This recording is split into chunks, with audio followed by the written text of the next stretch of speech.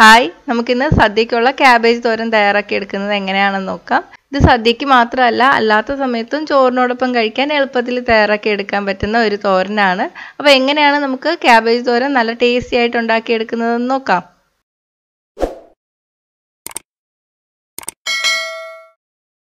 ഇത് തയ്യാറാക്കാൻ വേണ്ടിയിട്ട് ഞാനൊരു ചെറിയ കഷ്ണം ക്യാബേജ് എടുത്തിട്ടുണ്ട്. ഇതൊരു വലിയ ക്യാബേജ് 4ആയിട്ട് മുറിച്ചിട്ട് അതിലൊരു ഭാഗമാണ് എടുത്തിരിക്കുന്നത്. അപ്പോൾ ക്യാബേജ് വാങ്ങുമ്പോൾ നല്ല വെള്ള കളറിലുള്ള ക്യാബേജ് വാങ്ങാൻ നോക്കുക. പുറമേ ഉള്ളവർക്കൊക്കെ ഇളം പച്ച കളറിലുള്ള ക്യാബേജ് വാങ്ങാൻ കിട്ടും. പക്ഷെ അത് വാങ്ങിയാൽ നമ്മൾ കറി വെക്കുമ്പോൾ ടേസ്റ്റ് കാണില്ല. ഇനി കഴുകിയതിന് ശേഷം ചെറുതായിട്ട് അരിഞ്ഞെടുക്കാം. ഇനി ഒരു പാനിലോട്ട് 1 ടേബിൾ സ്പൂൺ വെളിച്ചെണ്ണ ഒഴിച്ചിട്ട് ചൂടാക്കുക. എണ്ണ ചൂടായിട്ട് വരുമ്പോൾ 1/2 ടീസ്പൂൺ കടുക് ചേർത്ത് കൊടുക്കാം. കടുക് പൊട്ടി വരണം. കടുക് പൊട്ടി തുടങ്ങിയിട്ടുണ്ട്. 2 വറ്റൽമുളക് 2ആയിട്ട് മുറിച്ച് ഇട്ട് കൊടുക്കുക. ഇനി ഇതിലോട്ട് 1 ടീസ്പൂൺ ഉഴുന്നുപരിപ്പ് ചേർത്ത് കൊടുക്കാം. ഇനി ഉഴുന്നുപരിപ്പ് ചെറിയ ബ്രൗൺ നിറമായിട്ട് വരണം. തീ മീഡിയത്തിൽ ഇട്ടിട്ട് വേണം ചെയ്യാൻ, കരിഞ്ഞു പോകരുത്. ഒരു തണ്ട് കറിവേപ്പില കൂടി ചേർത്ത് കൊടുക്കാം. ഉഴുന്നുപരിപ്പ് ബ്രൗൺ നിറമായി വന്നിട്ടുണ്ട്. ഇതിലോട്ട് ചെറുതായിട്ട് അരിഞ്ഞു വെച്ചിരിക്കുന്ന ക്യാബേജ് ചേർത്ത് കൊടുക്കാം. ഇത് ഏകദേശം 1/4 കപ്പ് ക്യാബേജ് ഉണ്ട്. 300 ഗ്രാമോളം കാണും.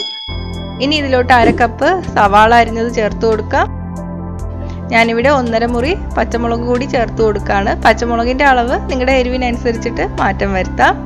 കുറച്ച് ഉപ്പും കൂടി ചേർത്തിട്ട് നന്നായിട്ട് ഇളക്കി കൊടുക്കുക. ഇനി ഇത് അടച്ചു വെച്ചിട്ട് നമുക്ക് പകുതി വേവാവുന്നവരെ വേവിച്ചെടുക്കാം. ക്യാബേജ് വെന്ത് വരട്ടെ, അപ്പോഴത്തേക്ക് നമുക്ക് അരപ്പ് തയ്യാറാക്കി എടുക്കാം. ഞാനിവിടെ 1/2 കപ്പ് തേങ്ങ എടുത്തിട്ടുണ്ട്. 1/4 ടീസ്പൂൺ ജീരകം പൊടിച്ചത്, 1/4 ടീസ്പൂൺ മഞ്ഞൾപ്പൊടി, ഒരു ചെറിയ കഷ്ണം വെളുത്തുള്ളി. ഇനി വെളുത്തുള്ളി ഒന്ന് ചെറുതായിട്ട് ചതച്ചെടുക്കാം.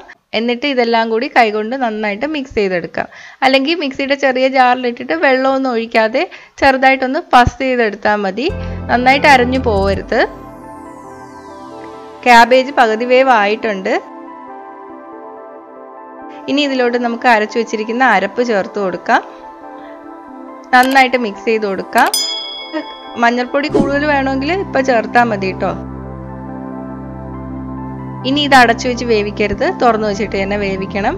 കാരണം ക്യാബേജിൽ കുറച്ച് വെള്ളം കാണും. അപ്പോൾ അത് കംപ്ലീറ്റ് ആയിട്ട് പോണം. ഇടയ്ക്കൊന്ന് ഇളക്കി കൊടുക്കുക. ക്യാബേജിലെ വെള്ളമൊക്കെ പോയിട്ട് നല്ല അടിപൊളി തോരൻ തയ്യാറായിട്ടുണ്ട്. ഇനി നമുക്ക് തീ ഓഫ് ചെയ്യാം. നമുക്ക് പാത്രത്തിലോട്ട് മാറ്റാം. നമ്മുടെ ടേസ്റ്റി ആയിട്ടുള്ള ക്യാബേജ് തോരൻ റെഡി ആയിട്ടുണ്ട്. ഈ തോരൻ ഉണ്ടെങ്കിൽ നമുക്ക് ചോറിന് വേറെ കറിയൊന്നും വേണ്ട.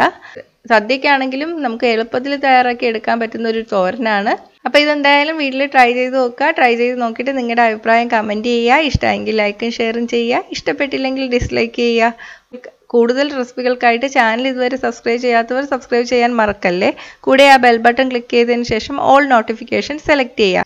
അപ്പം ഞാൻ അപ്ലോഡ് ചെയ്ത ഉടൻ തന്നെ എല്ലാ റെസിപ്പീസിൻ്റെ നോട്ടിഫിക്കേഷൻ നിങ്ങൾക്ക് കിട്ടും. അപ്പോൾ അടുത്തൊരു റെസിപ്പി ആയിട്ട് കാണാം. ബൈ.